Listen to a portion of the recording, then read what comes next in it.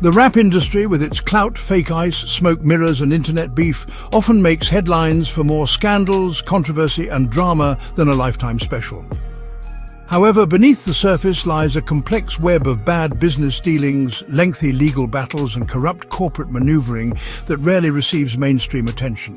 While the public are very informed on celebrity gossip, the sinister inner workings of the industry, its crooked contracts, political power plays, and funny financial machinations are often hidden in plain sight in court transcripts, industry filings, and trade publications. While the Drake-Kendrick rap battle was headline news, the details of the lawsuit, especially the internal communications and marketing strategies, have almost only been reported in industry publications and legal filings. Most fans are oblivious of the extent to which record labels manipulate public narratives for profit. Drake versus Universal Music Group. In 2025, Drake, one of the world's most successful rap artists, filed a high-profile lawsuit against Universal Music Group, his longtime label partner. Let's talk about Drake a little bit. Drake's career spans 2 decades. While Drizzy first rose to fame in the early 2000s as the star of hit Canadian teeny bopper television drama series Degrassi: The Next Generation, the rapper Drake is now known worldwide. Drake is one of the world's best-selling music artists of all time. Some of Drake's biggest hits include Hotline Bling and One Dance. Between 2010 and 2024, Drake released 8 studio albums with an astronomical 170 million albums sold, including 244 million singles sold. Drizzy has had 13 #1 hits on the Billboard Hot 100 chart. Drake's unparalleled success has been repeatedly celebrated by the music industry. Drake has been nominated for 55 Grammy Awards and has won 5, including most recently in 2023. Drake has also won a whopping 42 Billboard Music Awards, and in 2021, Drake accepted Billboard's Artist of the Decade award. Drake proudly accepted the award with his young son, father, and members of his team by his side, dedicating the award to his son, friends, longtime collaborators, and peers. Drake's professional and entrepreneurial endeavors extend beyond music. In 2012, Drake founded the Canadian-based record label OVO Sound, which has exploited artists including Party Next Door, Majid Jordan, Smiley, and Naomi Sharon. Drake also uses the brand name October's very own, OVO, represented by an owl, for his clothing brand. Far more than just label merch, the clothing brand has collaborated with Canada Goose, Canadian retailer Roots, Disney, the NCAA, the NFL, and Supreme. In addition to lucrative online sales, OVO operates several brick-and-mortar stores in Canada, the United States, and the United Kingdom. Drake founded a media production company, Dream Crew, which operates a management company, production house, and content studio. Through Dream Crew Entertainment, Drake has executive-produced award-winning documentary films, feature films, and hit television programs for FX, Hulu, Netflix, and HBO, including Top Boy, which has received awards from the British Academy Television Awards, and Euphoria, for which Drizzy received a Primetime Emmy Award nomination. As a celebrity with global name recognition, Drake is regularly approached for collaborations, sponsorships, and endorsement deals. In 2013, Drake became the global ambassador for Toronto's NBA team, the Raptors. Since then, Drake has inspired new alternate team jerseys, narrated team advertisements, hosted a Drake Night each season for several years, and pledged charitable contributions to refurbish community basketball courts and to support Canada Basketball, the country's national basketball federation. In 2019, the Raptors renamed their practice facility the OVO Athletic Center. Drake's partnership with the Raptors is significant to the team and the city, and president of the Toronto Raptors, Masai Ujiri, has said that the Raptors' relationship with Drake has always ultimately been about celebrating this city and the people who make it unique. We have something very special happening in Toronto, and Drake is a big part of that. Now let's take a look at Universal Music Group. In Universal's own words, UMG is the world leader in music entertainment. UMG is engaged in the business of acquiring, administering, licensing, exploiting, and otherwise monetizing a catalogue of copyrights containing musical compositions and sound recordings. You heard it right. In their own words, they are in the business of exploiting music. UMG controls almost a third of the music people listen to in the developed world and a sizable portion in the developing world. Court transcripts pull up the skirt of Universal Music Group a little further. UMG Recordings, Inc. is a wholly owned subsidiary of Universal Music Group NV, together with UMG, Universal Music, a public company strategically formed under the laws of the Netherlands to take advantage of those Dutch benefits. UMG is a Delaware corporation with its headquarters in California, and thus it is a citizen of Delaware and California. UMG is registered to conduct its exploits in New York and maintains an office in New York City at 1755 Broadway, New York, 10019. Indeed, several of UMG's record label divisions are headquartered in New York. Universal Music crowns itself the world leader in music-based entertainment, which produces, distributes and promotes the most critically acclaimed and commercially successful music to delight and entertain fans around the world. So delightful. UMG has recording contracts that take advantage of some of the world's biggest music stars, including Taylor Swift, Ariana Grande, Adele, and relevant here, Drake and Kendrick Lamar.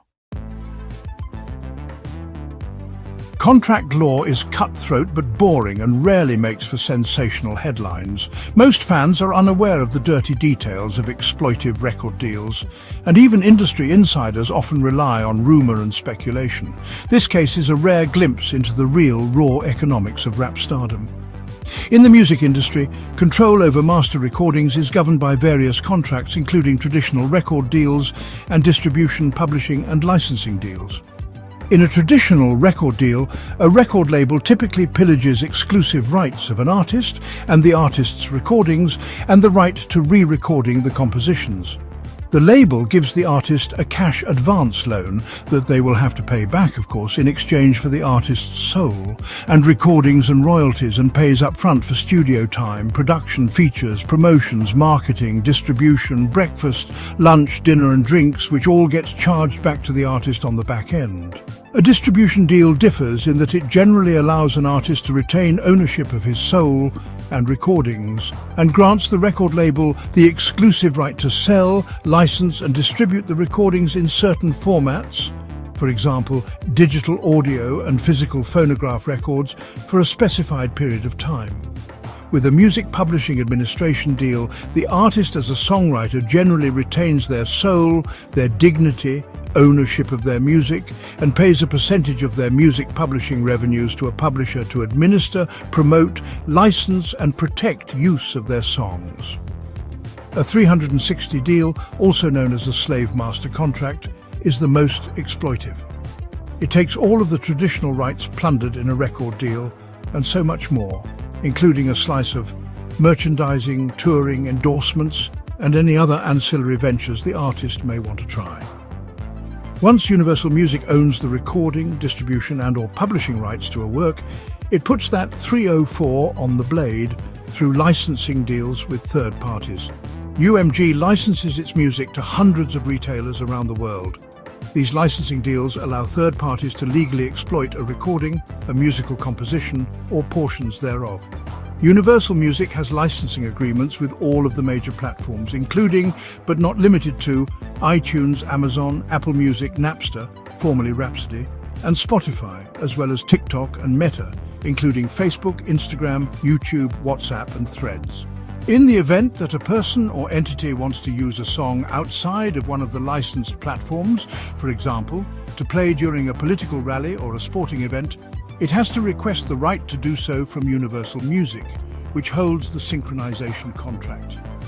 A third party cannot legally use Universal Music's recordings or UMPG's licensed content embodying those recordings in advertising, on a live stage, in film, on television or on the radio without the explicit consent of Universal Music. Through its airtight exclusive licensing rights, Universal Music wields incredible power to promote and popularize a song or performer. UMG invests significant amounts of money, time and effort to advertise, promote, sell and distribute the music it owns. UMG can make you a celebrity overnight. Universal Music says it exists to shape culture through the power of artistry because music is unique in its ability to inspire people. The power to control the culture through the music. In its 2023 annual report, Universal Music boasts that it owns a gargantuan catalogue of more than 220 artists and brands, 3.2 million recordings, and 4.5 million owned and administered titles. At the end of 2023, Universal Music gaffled an ownership interest in 61 of the Billboard Hot 100 tracks. In the first quarter of 2024, Billboard reported that UMG got their greasy little hands on over 1/3 of all record labels. On social media platforms alone, music owned by Universal Music was streamed 11 trillion times in 2023. UMG's mega-colossal size dwarfs other music companies, and this size gives it an advantage. UMG knows how to throw its weight around in 200 geographic markets, which gives artists signed to UMG a critical boost compared to peers at competing labels, as the company can turn the local success of an artist all the way up to the max from one region to the rest of the world. UMG uses this size and dominance to lure artists to sign exploitive contracts with its record labels. Because of streaming, it is more of an uphill battle than ever before to capture the audience's attention amongst a sea of other songs. UMG's market position, combined with the flood of content that hits streaming platforms every day, results in some artists choosing to depend on UMG to stand out from the crowd.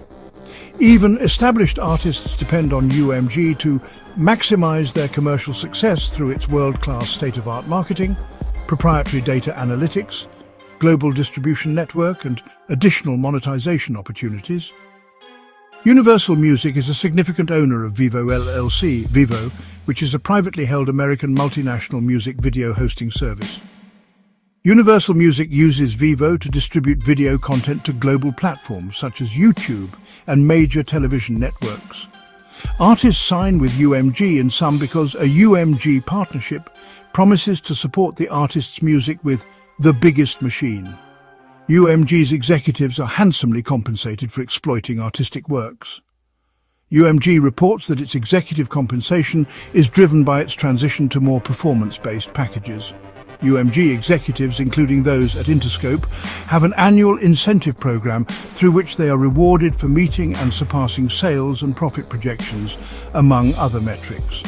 The incentives are largely based on the specific UMG division, rather than the performance of UMG more generally. For example, the annual incentive or bonus of Interscope CEO John Janik is based 90% on the financial success of Interscope and only 10% on the financial success of UMG generally. This division-based incentive structure creates perverse incentives within UMG. Mr. Janik and other Interscope executives are incentivized to maximize the financial success of the Interscope labels without taking into account the impact on other UMG labels. For example, through the promotion of Not Like Us and its revitalizing impact on Kendrick Lamar's entire recording catalog, including his first 5 studio albums, Interscope and Interscope executives benefit regardless of the effect on other UMG labels like Republic, which represents Drake. In a June 2017 interview, Mr. Janik responded to a question about Sir Grange's encouragement of competition between the UMG record labels by stating, "I love to compete and I don't like to lose."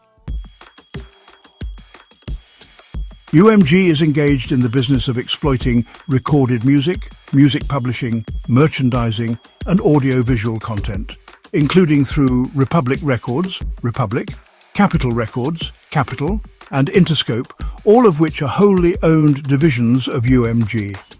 Drake has been signed under exclusive recording contracts controlled by UMG since 2009, which provide UMG with the exclusive right to license, sell, and promote his recordings.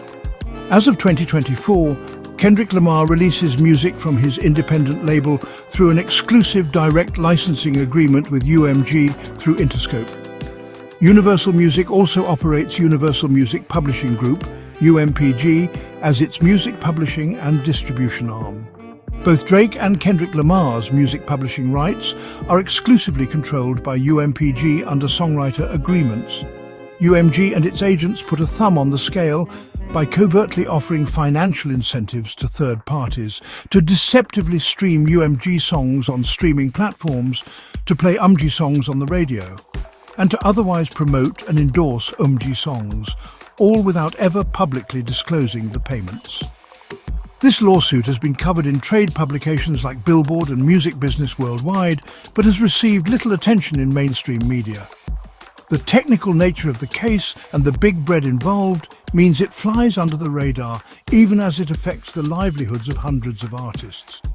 Drake claims UMG deliberately prioritized Kendrick Lamar's diss track Not Like Us in promotional campaigns, playlist placements and radio pushes, despite both artists being under the UMG umbrella. The suit alleges UMG executives encouraged the public feud, knowing it would drive streams, social media engagement and media coverage, even as it led to real-world threats and violence, including incidents at Drake's and Kendrick's homes. Drake claims UMG delayed or deprioritized his own releases to maximize the impact of Kendrick's project, effectively picking sides in a feud that should have remained artistic. The lawsuit includes internal emails, text messages, and marketing plans that show UMG's digital marketing team allegedly coordinated with Spotify and Apple Music to ensure Kendrick's tracks received top placement on major rap and hip-hop playlists. UMG's social media division reportedly crafted viral campaigns around the feud, using memes, influencer partnerships, and leaked content to stoke public interest. Internal documents show UMG executives discussing the risk-reward of fueling the feud, with some expressing concern about potential violence, but others prioritizing streaming numbers and chart performance. In a rare legal move during the Drake-UMG lawsuit, a judge granted Drake's legal team access to Kendrick Lamar's confidential record contracts. This is highly unusual, as artist label agreements are among the most closely guarded secrets in the music industry. While the full contracts remain under seal, court transcripts and filings indicate that the contracts detail complex royalty splits, including advances, recoupment clauses, and back-end percentages. These structures often favor labels, with artists receiving as little as 15 to 20% of streaming revenue after deductions. Kendrick's contracts reportedly include 60 provisions allowing the label to take a cut of touring, merchandise, and endorsement income, not just record sales. The contracts specify the number of albums, singles, and promotional appearances Kendrick is required to deliver, as well as penalties for delays or underperformance. From 2012 through 2023, Kendrick Lamar was signed to an exclusive production company agreement with Top Dog Entertainment, which in turn furnished his exclusive recording services to the Aftermath Entertainment record imprint, a joint venture of Interscope. The sound recording copyrights to Kendrick Lamar's first 5 studio albums are owned and controlled by Interscope. In 2023, having fulfilled his recording obligations to Top Dog Entertainment and Aftermath Records, Kendrick Lamar signed a new short-term exclusive recording and licensing deal with UMG through Interscope and an exclusive publishing administration agreement with UMG through UMPG. Through these contracts, UMG exclusively controls the release, publication, and licensing of all music products created by Kendrick Lamar during the term of the contract. Internal memos show how labels use option clauses to extend contracts or renegotiate terms when an artist becomes more successful. The purpose of Lamar's short-term deal with UMG was to see if UMG could prove its value to him, to promote him more effectively than any other music company could, in a compressed time frame. If successful, Lamar would then continue his relationship with UMG through a new, longer-term contract. That long-term deal was consummated in December of 2024. Over the last 5 years, the rap industry has become almost entirely dominated by streaming platforms. While this has democratized access for some artists, it has also created new challenges and power dynamics. Curators at Spotify, Apple Music and YouTube have enormous influence over which songs become hits. Labels and distributors invest heavily in relationships with these curators, often crossing ethical lines to secure placements. UMG also provided financial incentives to streaming platforms to promote UMG music, including by charging Spotify lower than usual licensing rates for UMG music, in exchange for Spotify affirmatively recommending the recording to users who are searching for other unrelated songs and artists. Recommended songs, search results, and promoted playlists play a role in determining which music users will be exposed to and ultimately consume. An article discussing the harms of Payola on music consumers describes that by including UMG songs in suggested playlists, Spotify and other streaming services fraudulently represent to the listening public that UMG music has been chosen because it is uniquely aligned to that listener's tastes or the playlist mood, and that the expert curator has judged the song to possess artistic excellence. When in reality, it's all about the Benjamins, baby. In addition to publishing, marketing and licensing UMG music, UMG also put a thumb on the scale by providing covert financial incentives to third parties.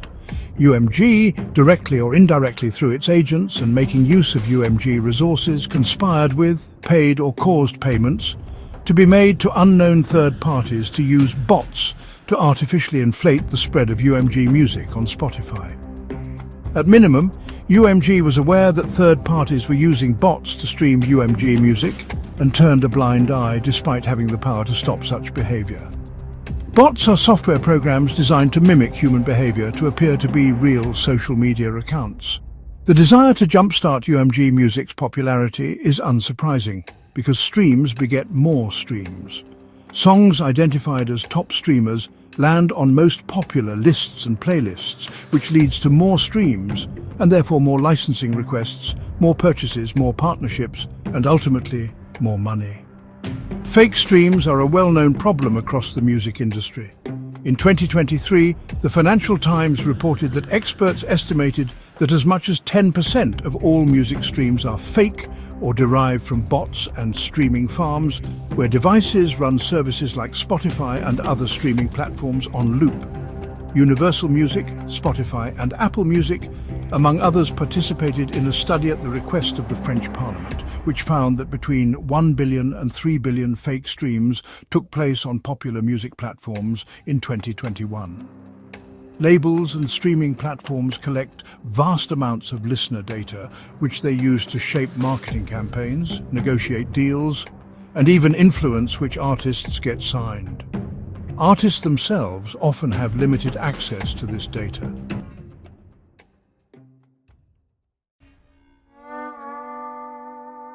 The rap industry's public face is shaped by music, celebrity, and controversy. But the real power lies in the contracts, legal battles, and business strategies that determine who profits and who gets left behind.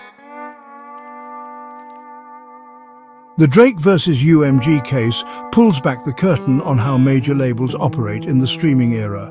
While rap battles have always existed, the lawsuit suggests labels now actively engineer and exploit them for commercial gain. Even manufactured superstars like Drake may have limited control over how their music is marketed and when it is released. This case reveals a vast underworld of copyright fraud, fake numbers, corrupt corporate manipulation, secret slave contracts, gatekeeping, and shifting power dynamics. While every rapper's personal business, in addition to gossip, have been widely reported, the inner workings of the music industry remains largely unknown to the general public. As the industry continues to evolve, greater accountability must be required to protect artists from the corporations' continuous exploitation of rap's global success.